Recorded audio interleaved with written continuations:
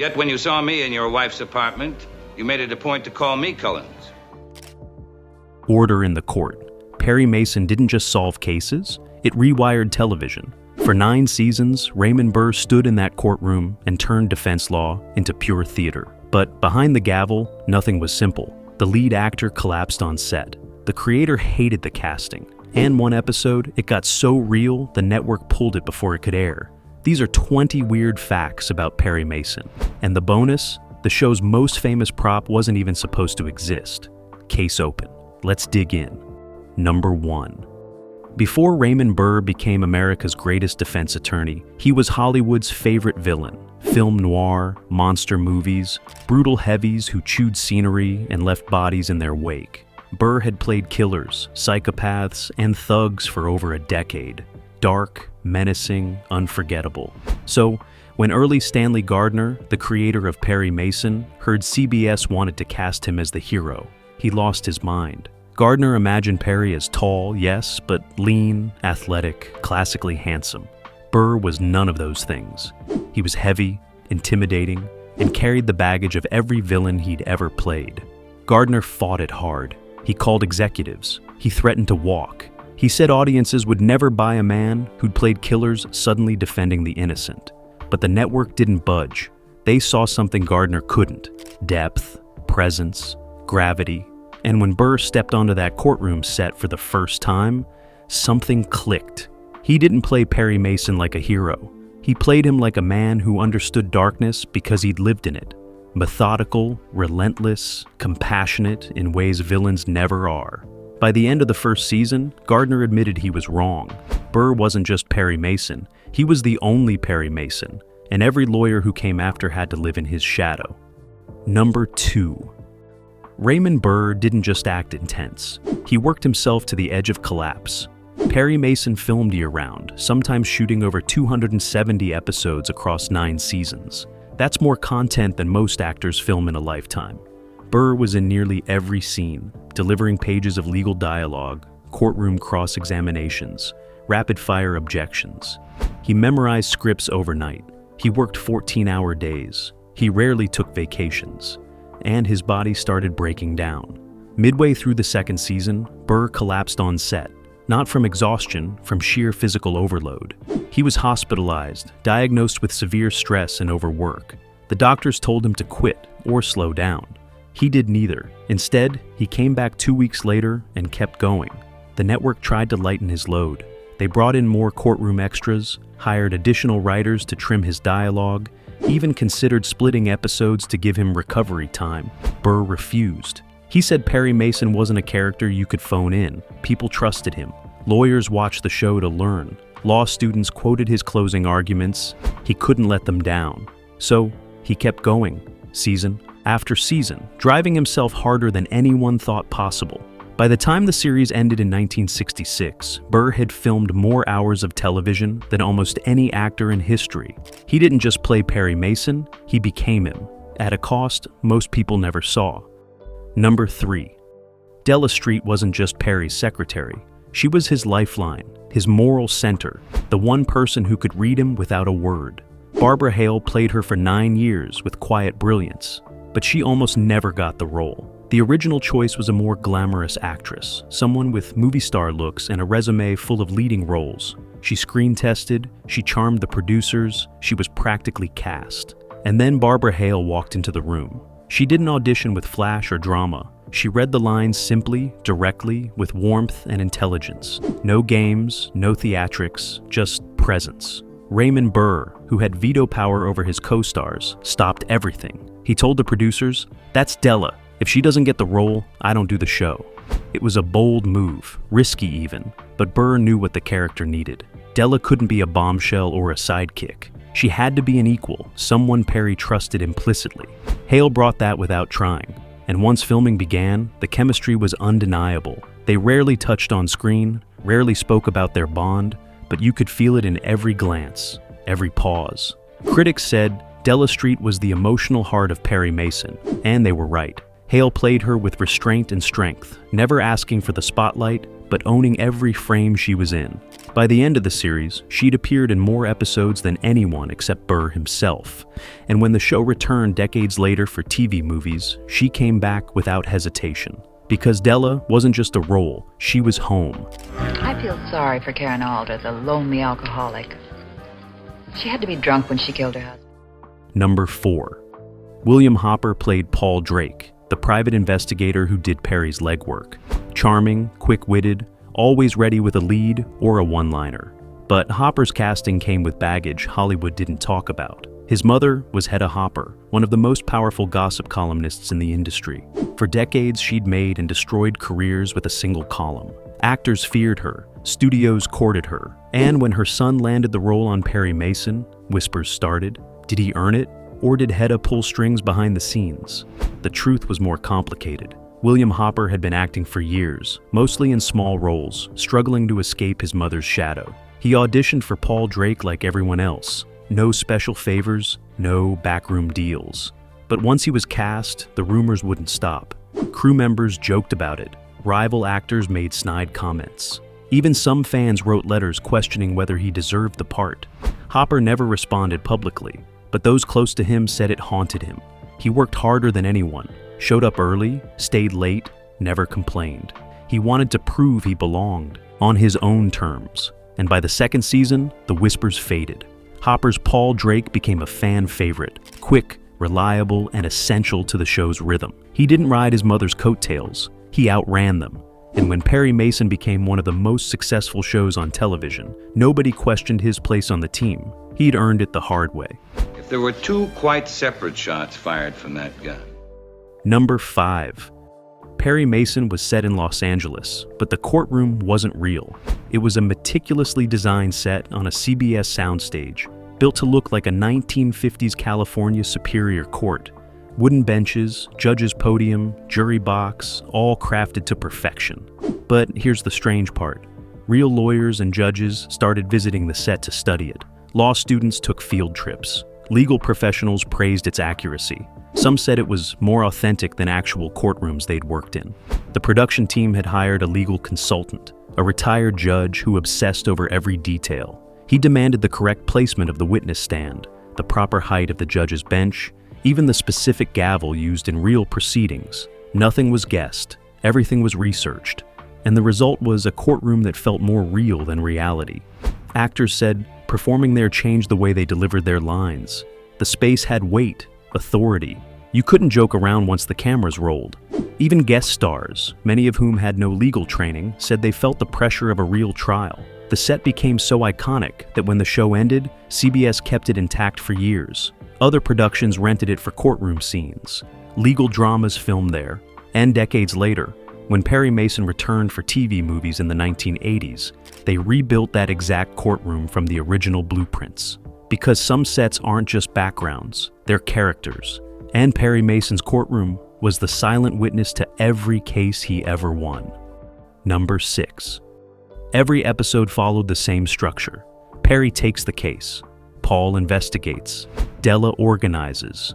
Then, in the final act, Perry destroys the prosecution in a courtroom showdown that ends with the real killer confessing on the stand. It was formulaic, predictable, and audiences couldn't get enough.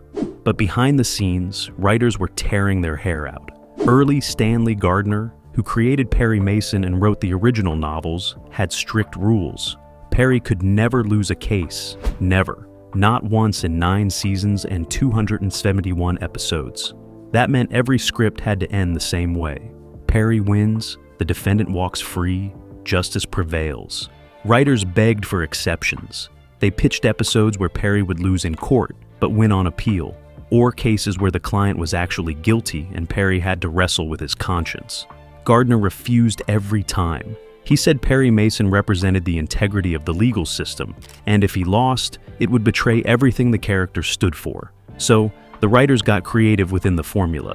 They crafted Byzantine, mysteries, layered clues, surprise witnesses, and courtroom twists that kept audiences guessing even when they knew the ending. Some episodes featured 3 or 4 potential killers before revealing the real culprit. Others buried the truth so deep that even Perry seemed stumped until the final minutes. Critics called it repetitive, Fans called it comforting, and the ratings proved Gardner right. People didn't watch Perry Mason for suspense about whether he'd win. They watched to see how he'd win. And that simple formula kept the show on the air longer than almost any legal drama in television history. Unless, of course, you were scared because you just murdered Cullens. Number 7. The show's theme music became iconic, but it almost didn't exist. The original plan was to open each episode with silence, just the title card and Raymond Burr's face, cold and serious. No fanfare, no dramatic flourish. The network hated it. They said audiences needed something to grab them, a musical cue that announced, "This is Perry Mason." So they hired composer Fred Steiner to create a theme. Steiner wrote something bold, brassy, built around a courtroom gavel sound effect that punctuated every note. Ba-dum, ba-dum, ba-dum, dum-dum. Sharp, driving, impossible to forget. He recorded it with a full orchestra, delivered it to the producers, and waited. The response was mixed. Some executives loved it. Others thought it was too aggressive, too loud for a show about lawyers. Raymond Burr stayed silent. He didn't care about the music. He cared about the scripts. But when the first episode aired with Steiner's theme, something shifted. Audiences responded immediately. The music didn't just introduce the show. It set the tone. Serious, relentless, unstoppable. Just like Perry himself. By the second season, that theme was so ingrained in American culture that people could hum it on command. Jazz bands covered it. High school orchestras played it.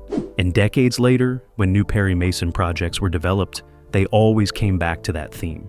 Because some music doesn't just accompany a story, it becomes the story. And Fred Steiner's Perry Mason theme was proof that even silence can be improved with the right sound.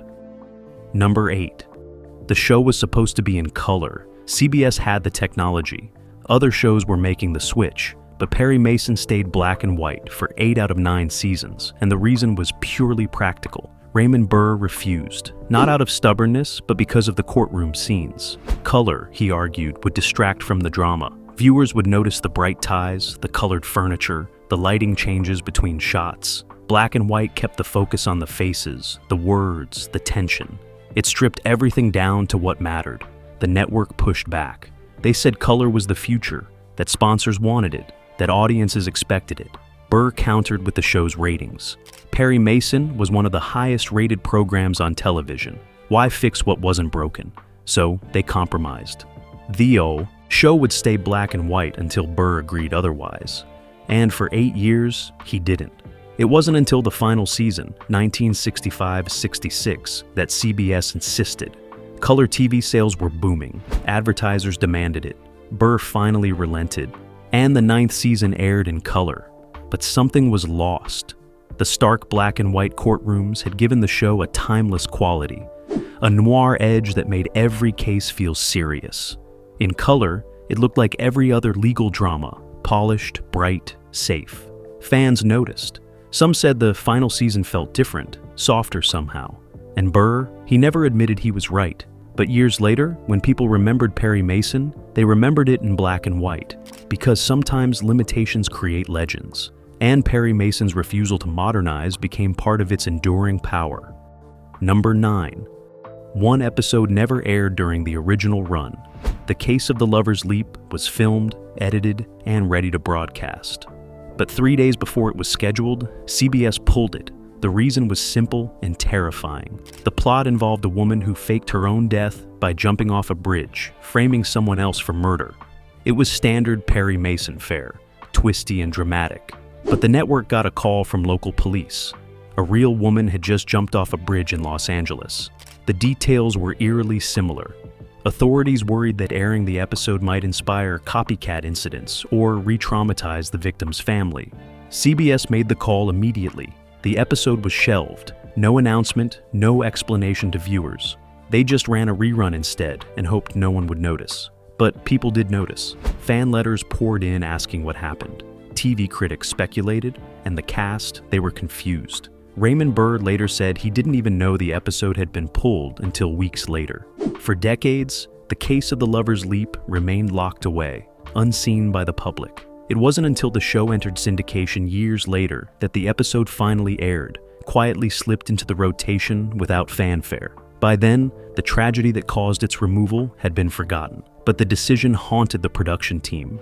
They'd created something so realistic, so plausible, that it crossed into dangerous territory. It was a reminder that television wasn't just entertainment. It had power. And sometimes that power had to be handled carefully, even if it meant hiding one of their best episodes from the world. And I didn't do it! It wasn't me! It was the old lady! The kid!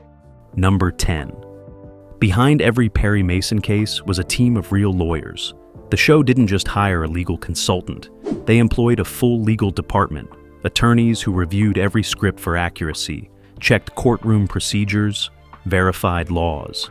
If a character objected to a question, it had to be a real, valid objection. If Perry cited case law, it had to exist. If a witness was cross-examined, the technique had to be legally sound. The lawyers didn't just advise. They rewrote dialogue, corrected blocking, even dictated how actors should stand during certain exchanges. Some writers resented it. They said it slowed down production, made scripts too technical, sucked the drama out of scenes. But early Stanley Gardner, who was himself a practicing attorney before becoming a novelist, refused to compromise. He said if Perry Mason got the law wrong, real lawyers would stop watching, law students would lose respect for the show, and the entire premise that Perry represented justice and truth would crumble. So, the legal team stayed, and their influence showed. Law schools started using Perry Mason episodes in class to teach courtroom procedure. The American Bar Association praised the show for its accuracy. Real defense attorneys said they modeled their closing arguments after Perry's. The show didn't just entertain, it educated. And when Raymond Burr received honorary law degrees from universities across the country, it wasn't just a gimmick. It was recognition that Perry Mason had done something rare in television. It had gotten the law right, and in doing so, it had earned the trust of an entire profession. Number 11. The courtroom audience wasn't random. Every extra, every face in the gallery was carefully selected. But here's what most people never noticed. Many of them were the same people, episode after episode. The production hired a core group of regular background actors who became familiar with the courtroom's rhythm, knew where to sit, when to react, how to look shocked or satisfied. Some appeared in over 50 episodes. Casting directors said it saved time. These extras didn't need direction. They understood the tone, the pacing, the gravity, but it created an unintentional side effect. Sharp-eyed viewers started recognizing faces. The same woman in the red dress who gasped during a confession in Season 3 would show up in Season 5, now wearing blue. The man in the back row became a running joke among fans. People wrote letters asking if the show had the world's smallest jury pool. The production team never addressed it publicly, but privately they laughed about it. One assistant director joked that the extras were Perry's courtroom family, always there to witness justice. And in a strange way, their presence added to the show's comfort, like seeing familiar faces in your neighborhood. You didn't need to know their names. You just knew they belonged, and in a show that ran for 9 years, that sense of belonging mattered more than anyone realized. Number 12. Hamilton Berger lost every case, every single one. As the district attorney, he faced Perry Mason 271 times and never won. Actor William Tallman played him with dignity, intelligence, and increasing frustration. Behind the scenes, Tallman hated it. He begged the writers for just one victory, one episode where Berger would outsmart Perry. The writers sympathized, but couldn't help him.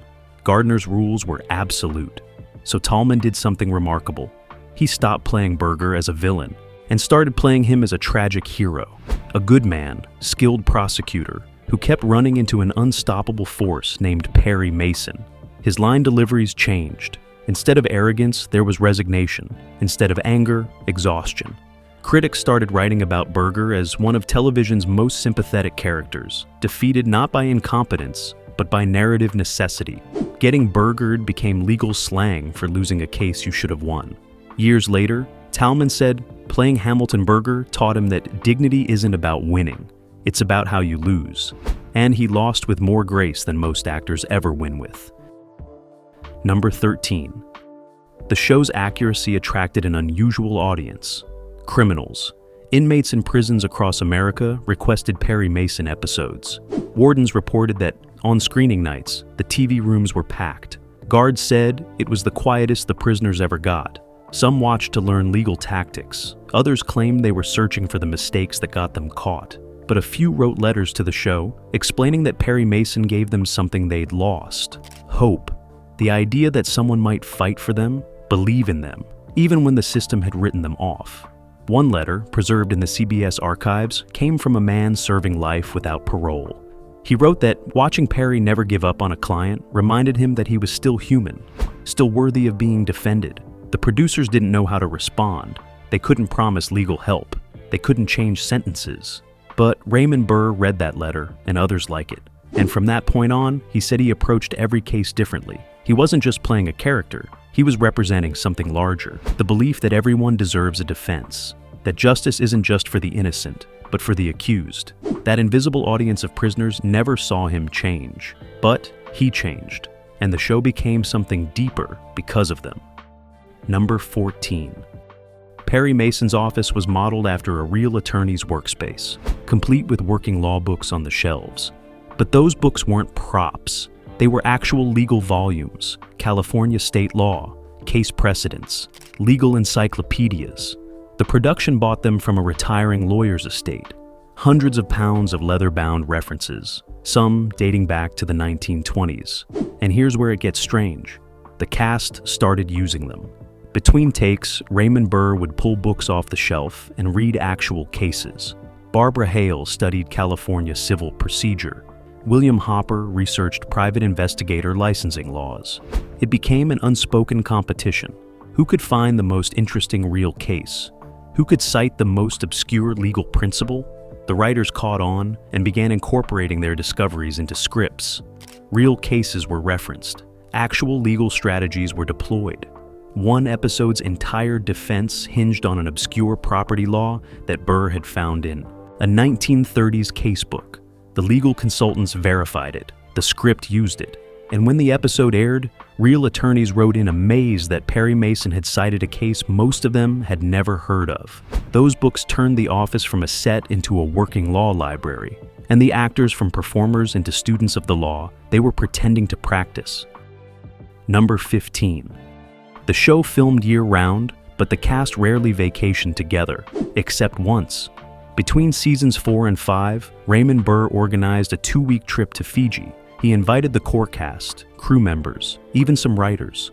Over 30 people went. No cameras, no scripts, just rest. But on the 5th day, someone had an idea. They were sitting on a beach when a local man approached asking if they were American actors. Word had spread, and he asked if they could settle a dispute in his village. A land disagreement, 2 families, no lawyers within 200 miles. He was joking, half joking, but Burr didn't laugh. He asked for details. That night, the Perry Mason cast held an impromptu hearing under palm trees. Burr played mediator. Hale took notes. Hopper investigated the claims. Tallman argued one side just for practice. The villagers watched in confusion and amazement as these strange Americans turned their dispute into theater. By midnight, they had reached a compromise both families accepted.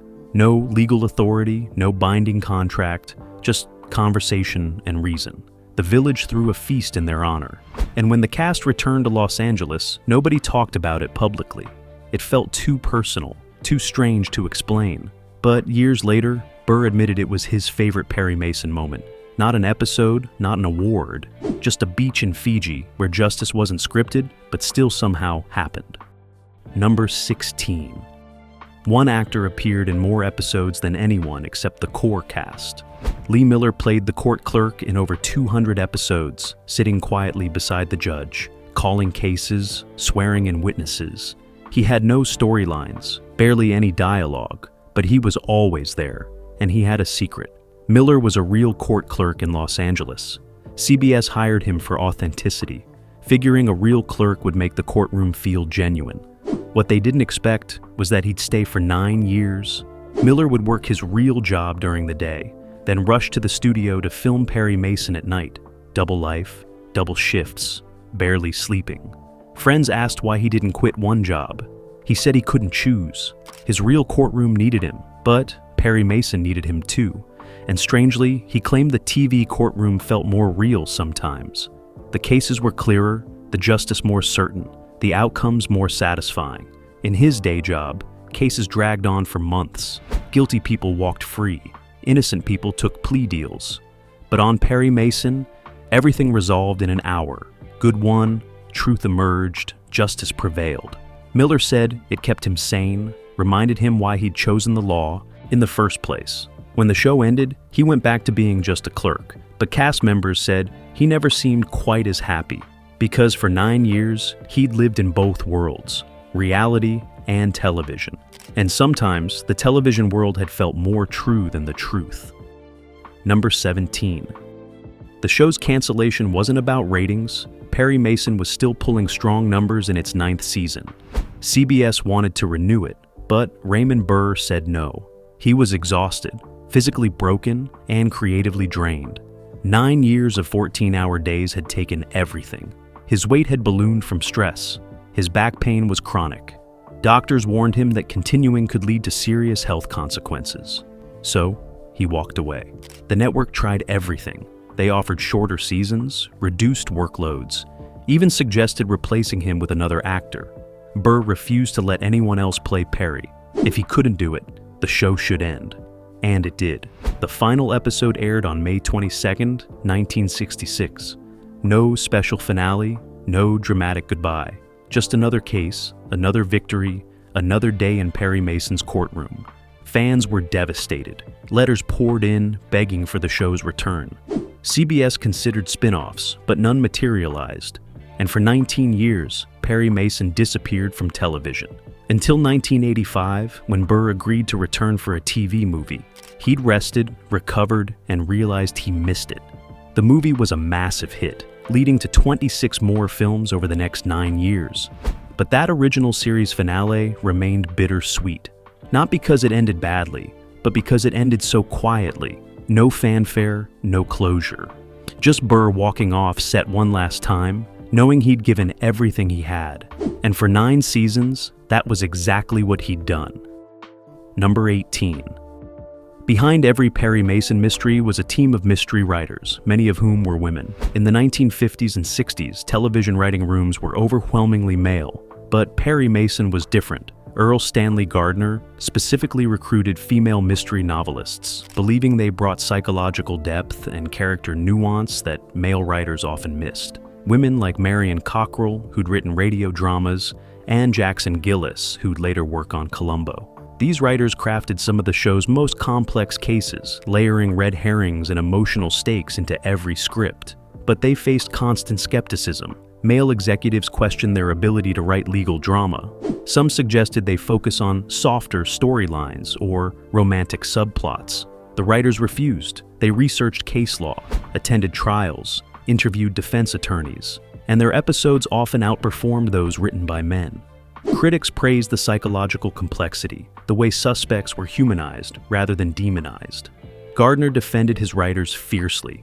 When one executive suggested reducing their involvement, Gardner threatened to pull the show entirely. The writers stayed.